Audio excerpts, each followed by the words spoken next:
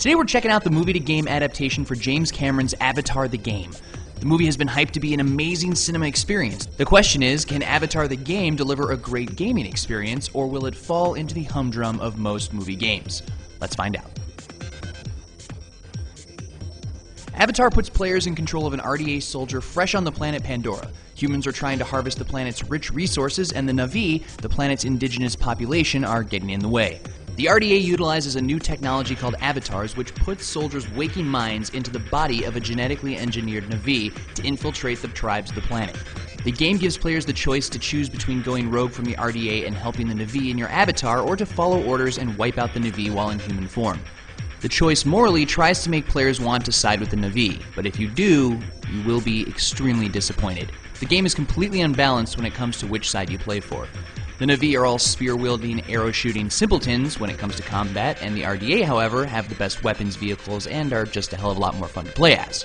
The game experience itself, however, leaves something to be desired.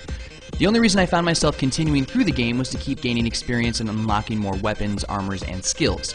Everything in the game rewards players with experience, whether it's completing missions or killing enemies.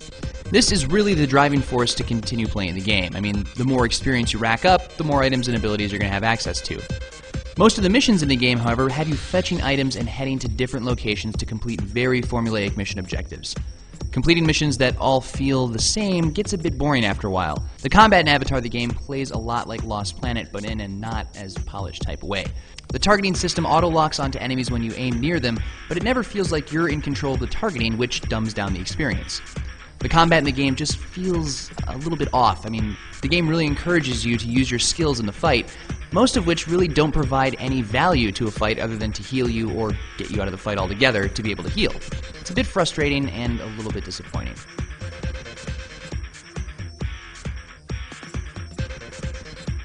This is where Avatar: The Game really shines. I mean, the graphics in this game are really quite nice. The environments are all lush and robust, and the colors are extremely vibrant. The Na'vi look great as well. This is all due to the fact that the game runs on the Far Cry 2 engine. This was a really great choice on Ubisoft's part, since the game has to try and live up to the film, which visually looks phenomenal.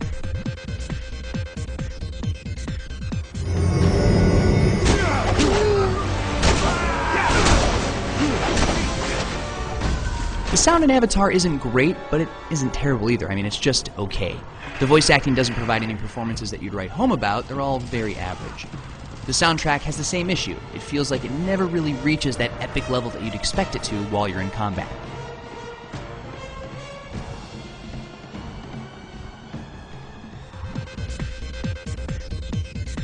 This is one of the biggest gripes I had while playing Avatar. The game's controls are really poorly designed. Too many times while I was playing the game did I find myself getting increasingly frustrated while controlling creatures or vehicles. The controls don't feel dialed in enough. A little more time spent on polishing these up would have went a long way. Avatar: The Game is interesting. It's the type of game I found myself complaining about while playing, but I still felt compelled to continue. Sure, it has its shortcomings, but it's not terrible.